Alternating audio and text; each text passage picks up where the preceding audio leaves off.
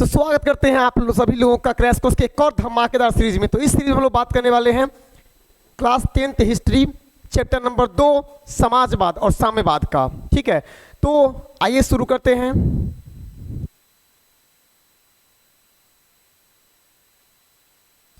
और इस वीडियो में खास क्या है वो समझिएगा। इस वीडियो में बहुत सारे नए नए ऑब्जेक्टिव को लाया गया है, ठीक है, ताकि आप लोगों की तैयारी को और इम्प्रूव किया जाए।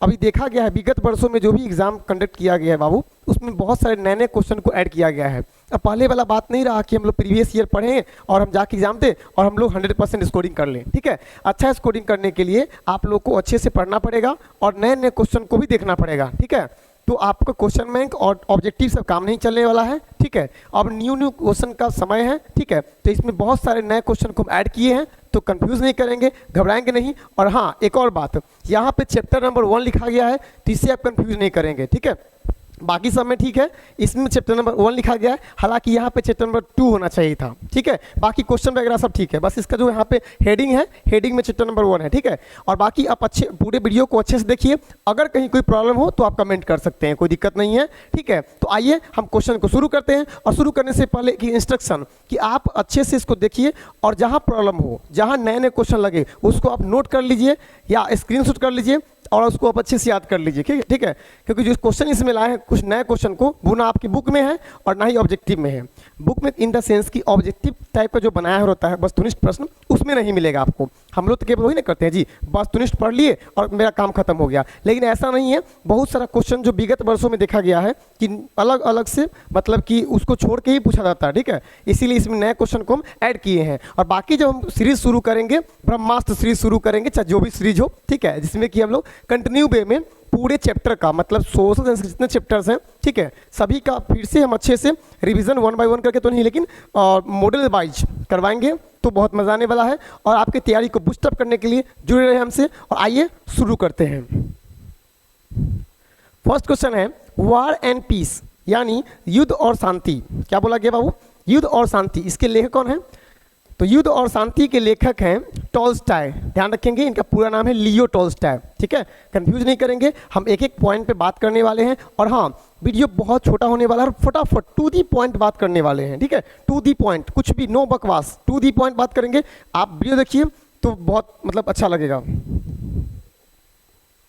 कार्ल मार्क्स का जन्म कब हुआ? ध्यान रखेंगे, तो कार्ल मार्क्स का जन्म होता है बाबू जर्मनी में होता है। ठीक है, जर्मनी के एक यहूदी परिवार में होता है। इनके पिताजी का नाम होता है हेनरिक मार्क, जो कि मतलब हेनरिक मार्क्स जो कि पेशे से एक वकील होते हैं। ठीक है, बाद में वो ईसाई धर्म को अपना लेते हैं। ठीक है, इनका विवाह होता है जेनी नाम की एक महिला से। ध्यान रखेंगे, ये बर्लिन विश्वविद्यालय में पढ़ने जाते हैं।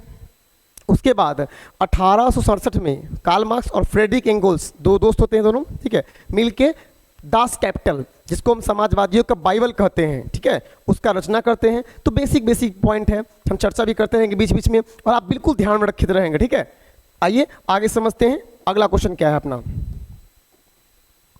रूस की सांसद को क्या कहते हैं? ध्यान रखेंगे, रूस की सांसद को हम ड्यूमा कहते हैं। ध्यान रखेंगे, ठीक है, उसी हिसाब से जर्मनी की सांसद को डाइट कहते हैं। ध्यान रखेंगे।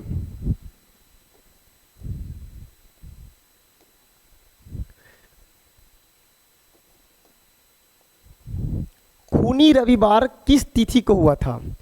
तो इसमें डेट थोड़ा गलत मेंशन किया गया है, 9 जनवरी 1905, है ना।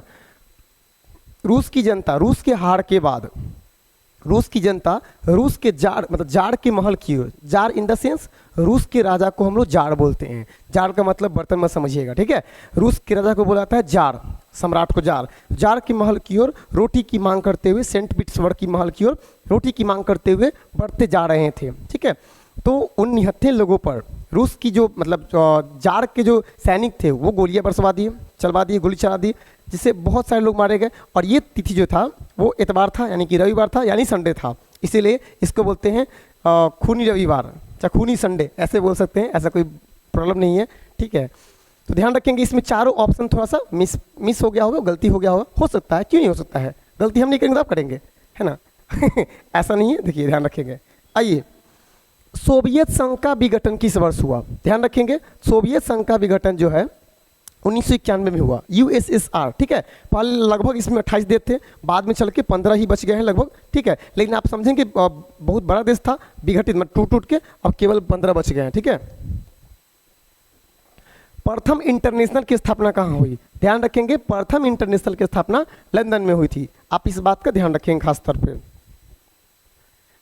लेनिन ने ब्रेस्ट लिटोवस्की संधि 1918 में किस देश से की? तो ध्यान रखेंगे, लेनिन यह संधि 1918 में जर्मनी के साथ किया था। साम्यवादी घोषणा पत्र, क्या बोला गया है? साम्यवादी घोषणा पत्र किसने प्रकाशित किए? तो ध्यान रखेंगे, कार्ल मार्क्स एवं एंगोल्स। साम्यवादी घोषणा पत्र कार्ल मार्क्स और एंगोल्स के द्वारा मतलब प्रकाशित किया गया। साम्यवादी घोषणा पत्र कब प्रकाशित हुआ? तो ध्यान रखेंगे, साम्यवादी घोषणा पत्र 1848 में प्रकाशित किया गया, जिसको कार्ल मार्क्स और एंगोल्स ने प्रकाशित करवाए। राष्ट्रपुतिन कौन थे? तो एक भ्रष्ट पादरी थे। ध्यान रखेंगे, राष्ट्रपुतिन जो थे वो एक भ्रष्ट पादरी थे। अप्रैल थीसिस किसने तैयार किया?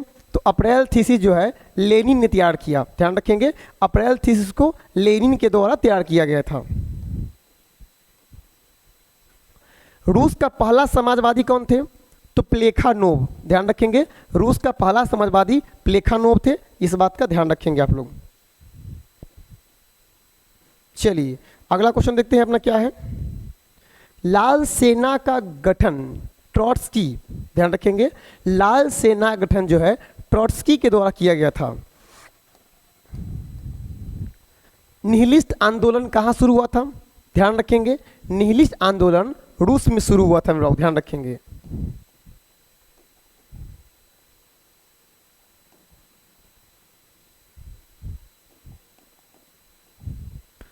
उन्नीस में तृतीय इंटरनेशनल अथवा कॉमिंटर्न की स्थापना कहाँ हुई थी? ध्यान रखेंगे, ये इसका स्थापना मॉस्को में हुआ था। रूस में सोशल डेमोक्रेटिक पार्टी की स्थापना कब हुई? तो ध्यान रखेंगे, रूस में सोशल डेमोक्रेटिक पार्टी की स्थापना 1883 में हुई थी। वर्ग संघर्ष के सिद्धांत की व्याख्या किसने की थी? तो वर्ग संघर्ष के सिद्धांत की व्याख्या कार्ल मार्क्स के द्वारा, ठीक है। वर्ग संघर्ष की जो मतलब व्याख्या है उसको कार्ल मार्क्स के द्वारा किया गया था, ठीक है। आप ये ध्यान रखोगे। नई आर्थिक नीति यानी एनईपी, न्यू इकोनॉमिक पॉलिसी के जन्मदाता जो है वो लेनिन है। ध्यान रखेंगे। 1917 की रूसी क्रांति के समय किस जार का शासन था? जार बोले तो राजा।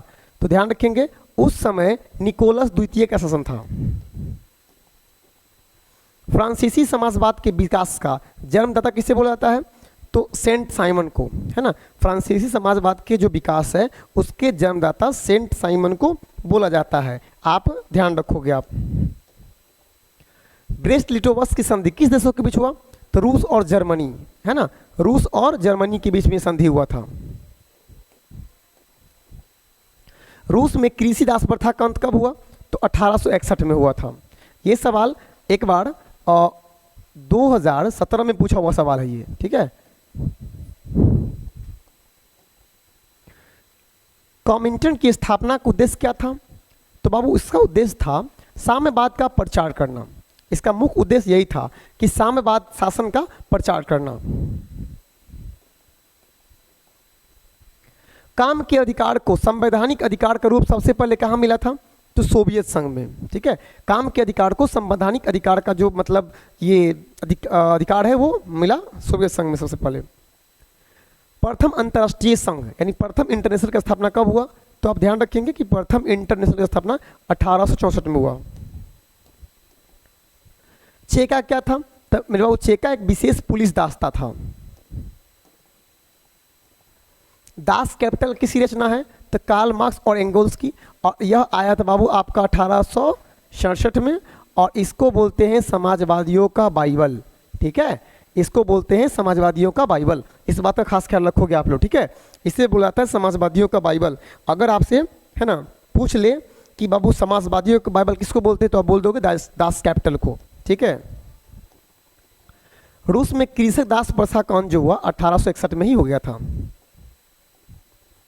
रूस में निहिलिस्ट में सुधार के लिए कौन सा मार्ग अपनाया? सुधार के लिए उसने आतंक का मार्ग अपनाया। और आपको हमेशा बोलते हैं कि कोई भी लोग अगर आंदोलन कब करते हैं, क्रांति कब करते हैं? जब कोई ना कोई मनमानी करेगा, कोई ना कोई मनमानी करेगा, लोगों को तकलीफ होगा, जार में राजा में निरंकुशता होगा, तो कहीं ना कहीं लोग क्रांति करेंगे ही। कम्युनिस्ट मैनिफेस्टो के लेखक कौन थे? तो कम्युनिस्ट मैनिफेस्टो के लेखक कार्ल मार्क्स और फ्रेडरिक एंगल्स थे, दोनों फ्रेंड थे। स्वप्नदर्शी समाज का संस्थापक कौन थे? तो ओवन, रॉबर्ट ओवन, ध्यान रखेंगे। किसे इस समाजवादियों का बाइबल कहा जाता है? तो दास कैपिटल को समाजवादियों का बाइबल कहा जाता है। भूमि, शांति और रोटी, ये 3 नारे किसने दिए? लेनिन ने, है ना। भूमि, शांति और रोटी, ध्यान रखोगे आप सब लोग मेरे बाबू, है ना। भूमि, शांति और रोटी, ये 3 नारे लेनिन का नारा है, ठीक है, ध्यान रखेंगे। रूस में जार का अर्थ क्या होता है? तो रूस का सम्राट, रूस का सम्राट। रूस में कृषि दास प्रथा किसने समाप्त की? तो इसका समाप्त जो था जार अलेक्जेंडर द्वितीय ने किया था, कृषि दास प्रथा, है ना। हालांकि आपको बताया गया था कि ऐसे कैसे, मतलब कि जब लेनिन 1921 में एक नियम लाए, ठीक है, जो नई आर्थिक नीति के नाम से कहलाया, उसमें अलग अलग नियम था। जैसे कि भाई कृषक जो जितने भी थे उनको कर फिक्स कर दिया गया कि भाई इतना टैक्स आपको देना पड़ेगा, ठीक है। पहले क्या था कि कोई फिक्स नहीं था। और सेकंड क्या कि जो स्वाभाविक रूप से मालिक थे वो कौन थे बाबू? तो जमींदार थे, लेकिन वास्तविक ऐसा मालिक जो थे वो सरकार को माना गया। फिर उद्योग के लिए बहुत सारा नियम अपनाया गया, है ना। नए नए बैंक खोला गया जिसके मतलब वो लोन पास करे, ऐसा कर कुछ करके, ठीक है, जो लोग आसानी से उसको पैसा मिले, वित्तीय फाइनेंशियल सपोर्ट मिले, जिससे कि बिजनेस और ग्रो करे। ऐसा करके 6-7 नियम लेनिन के द्वारा अपनाया गया, जिसको बोलते हैं नई आर्थिक नीति, ठीक है। लेनिन ने नई आर्थिक नीति की घोषणा कब की? तो 1921 में घोषणा की और 24 में निकल लिए। हाँ, लेनिन की मृत्यु कब हुई? तो 1924 में हुई। वैज्ञानिक समाजवाद की अवधारणा का प्रतिपादन किसने किया? तो कार्ल मार्क्स।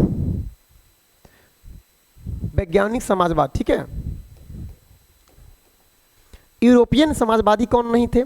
तो कार्ल मार्क्स नहीं थे, क्योंकि ये यूरोपियन नहीं थे, ये जर्मनी के थे, ठीक है। और बाकी ये सारे यूरोप के हैं, Robert Owen, Saint Simon, Louis Blanc, ठीक है, ये सब जर्मनी के, यहाँ के थे, रूस के।